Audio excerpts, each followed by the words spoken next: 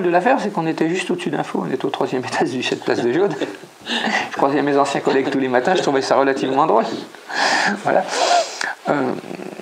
Nous, ce qui nous a dépité, c'est qu'on faisait très bien notre boulot, que la radio tenait la route, qu'on avait augmenté l'auditoire, et surtout que le chiffre d'affaires, on était nettement bénéficiaire. Mais seulement, comme on dépendait à cette époque-là du fameux groupe RMC, qui lui était dans une faillite la plus totale, dans le rouge de partout, on sait comment ça a été vendu morcelé. Hein. 2 radios ont été vendues au groupe, les 2 radios musicales, c'est-à-dire nous et ce qu'on appelait à l'époque Montmartre FM, qui est devenu MFM, ont été vendues au groupe Énergie, et RMC a été vendu au groupe TF1.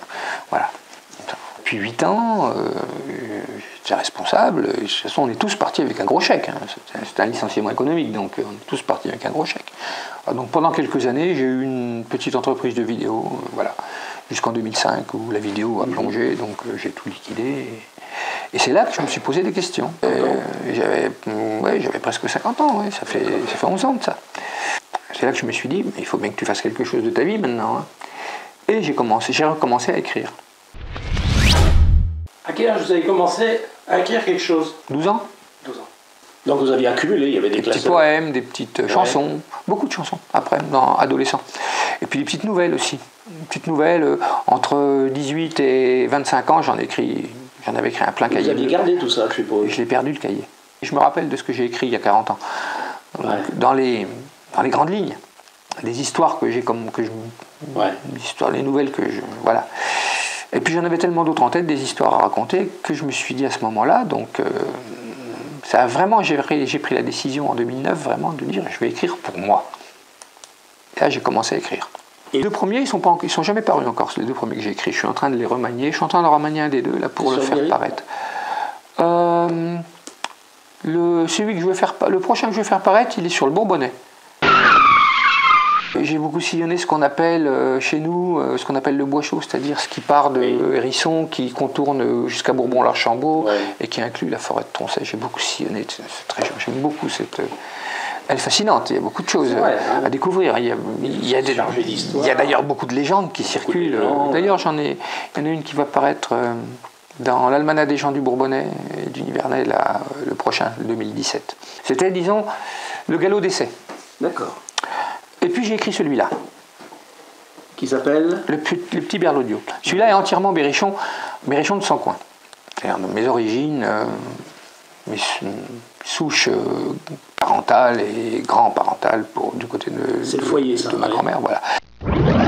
Et cette histoire me tenait à cœur. Il y avait très longtemps qu'elle me trottait dans la tête. Elle émanait d'un enfant avec qui j'étais allé à l'école et qui était atteint de la pathologie décrite dans son moi, puisqu'on parle d'autisme et qu'à l'époque on ne savait pas ce qu'était l'autisme. Et je tenais absolument celui-là à l'écrire. Et je l'ai écrit, je l'ai fait lire à plusieurs personnes de mon cercle restreint. Et certains m'ont dit, dont des profs de lettres, dont des journalistes aussi, qui sont dans celui-là, tu ne peux pas le garder pour toi, celui-là, il faut le sortir. Puis bon, je me disais, moi je vais peut-être en écrire un autre avant, etc. J'hésitais encore. Et j'ai commencé la rédaction de celui-là. Et puis quand j'ai eu fini la rédaction de celui-là, il y a 2 ou 3 amis, dont certains journalistes encore, qui me suivent régulièrement, qui m'ont conseillé, qui m'ont dit non mais là maintenant il faut que tu cherches un éditeur. Et puis on est fin 2012, et puis je dis bon pourquoi pas, après tout j'ai pris mes trucs, je n'ai même pas envoyé de courrier, j'ai pris mes trucs sous le bras, je suis monté à Saïa chez Deboré, je dis voilà, je peux rencontrer une directrice littéraire, quelqu'un. Ben oui, si vous voulez, je lui laisse ce manuscrit. J'ai pas emmené celui-là, il était fini, mais je vais recommencer par celui-là. Je lui laisse. 8 jours se passent, 15 jours, 3 semaines, bon, je dis ça les intéresse pas, puis moi je continue, j'attaque même celui-là, d'ailleurs, entre-temps. Et un mois après, je reçois une lettre, un gentil courrier qui me disait votre roman nous intéresse, je dois l'avoir là, le courrier, je l'ai conservé, intéresse, etc. Mais comment il m'avait tourné ça? Nous connaissons un autre éditeur qui serait plus intéressé parce que, publiant des romans, berrichons, etc., nous sommes permis de lui faire passer votre manuscrit aux éditions CPE, donc à Romorantin. Et là, il y a encore un grand hasard. Une semaine après, je reçois un courrier des fameuses éditions CPE. Et je regarde la signature en bas, Christophe Matteau. Matteau, mais ce nom me dit quelque chose. Ah ouais. Il y avait un numéro de téléphone. J'appelle et on prend rendez-vous. Donc je vais le voir, tout ça, il me dit, votre roman m'a bien plu, etc. Ma directrice de collection aussi. On discute du livre, il avait préparé des contrats, etc. Bien. Et j'avais emmené celui-là sous le bras en même temps. Et puis le midi, on va déjeuner avec Christophe Matteau. Et je laisse ça à la directrice de collection, le manuscrit. Puis en déjeunant, je lui dis, Christophe Matteau, je dis, vous seriez pas en famille avec des Matteau qui étaient à Sancoins dans les années 70, qui étaient professeurs. Ben, il dit, si, c'était mon père et ma mère. Mon père était prof de maths, ma maman était prof d'histoire géo. Et il dit, moi, je suis né en 71 à Sancoins. Je dis, moi j'ai bien connu vos parents, c'était mes profs. Et donc je suis reparti ce jour-là avec 2 contrats, parce que entre-temps, le temps qu'on aille déjeuner, parce qu'on a mis très longtemps à aller déjeuner, j'ai dû sortir à 16h du restaurant, voilà. Bref, elle avait eu le temps de lire ça, Ah ouais. et elle m'avait préparé le 2e contrat. Donc je suis parti de Romorantin ce jour-là avec 2 contrats. 2 contrats. Signés. C'était quel jour ça? C'est un beau jour ça. Oh, c'était en avril 2013. Avril 2013. Ouais, c'était en avril 2013, je devais être vers le 20 avril, quelque chose comme ça. C'était Un sacré tournant là. C'était un mercredi. Voilà. Je suis rentré à Clermont avec mes 2 contrats d'édition sous le bras. Donc le premier est paru en février 2014, puisque leur grille de parution était prête pour toute l'année, donc après c'est échelonné comme ça. Et celui-là est paru en septembre 2014. Donc mes 2 premiers romans qui sont parus en février-septembre 2014. Après, moi j'ai continué à écrire, bien sûr, je leur ai proposé à chaque fois les manuscrits. Après, donc, j'avais écrit Tais-toi Joseph, qui a été pris dans une autre collection, puisque j'étais plus dans les années 60, donc qui a été pris dans la collection Terroir de France. Et entre-temps, on m'avait demandé de préfacer des livres de cuisine, voire de chercher des recettes pour... Et j'ai donc produit en même temps que Tais-toi Joseph 2 petits livres de cuisine qui sont aujourd'hui épuisés, la cuisine berrichonne de mamie et la cuisine bourbonnaise de mamie. J'aime cuisiner en amateur. Ma grand-mère était cuisinière professionnelle. Ma grand-mère berrichonne était cuisinière professionnelle en région parisienne. Elle cuisinait dans les grandes maisons, comme ça se faisait à cette époque-là.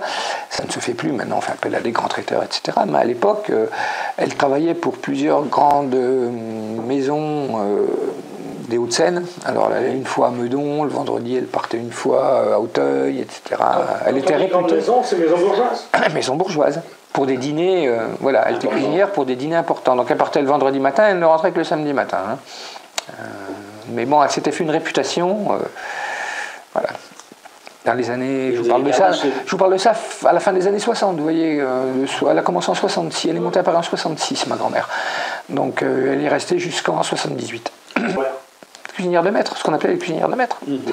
C'était ça. Et vous avez gardé ce goût? Elle travaille. Mon père était un fin cuisinier en plus. Donc, ah oui, papa aussi. Alors que c'était pas son métier du tout. Mais il adorait ça. Il était chimiste, mon père, donc vous voyez, on est loin de... Oui, la cuisine, je suis gourmand en plus. Gourmand et gourmet, donc voilà. J'en ai fait d'autres, hein. Je viens d'en sortir, je viens de sortir une cuisine auvergnate, donc... parce qu'elle est belle, la cuisine auvergnate. Ouais. Mais là, par contre, je l'ai faite accessible à tous. C'est-à-dire que j'ai mis des recettes au plus simple, de façon à ce que tout le monde puisse réaliser. Même la recette de vous savez, vous pouvez faire une truffade sans respecter vraiment les règles. Parce que si on fait la truffade selon la tradition, c'est pas facile à faire. Alors que si on simplifie un peu, si on précuit un peu les pommes de terre dans de l'eau, c'est beaucoup plus simple que de les mettre crues sur le lard et d'attendre que le lard blanchisse, retirer le lard. Ça c'est très compliqué à faire. Il faut la faire plus simple, elle est aussi bonne. Enfin, aussi bonne. Elle est très bonne. Après, il faut prendre les bonnes pommes de terre et la bonne tome. Voilà, c'est tout. Une veine roman, une veine cuisine, et puis les contes et légendes, c'est arrivé comment ça? Par hasard. Encore, en hasard, hein? Ouais. On va finir par vous appeler Monsieur Hasard. Hein? Un jour, mon éditeur m'envoie...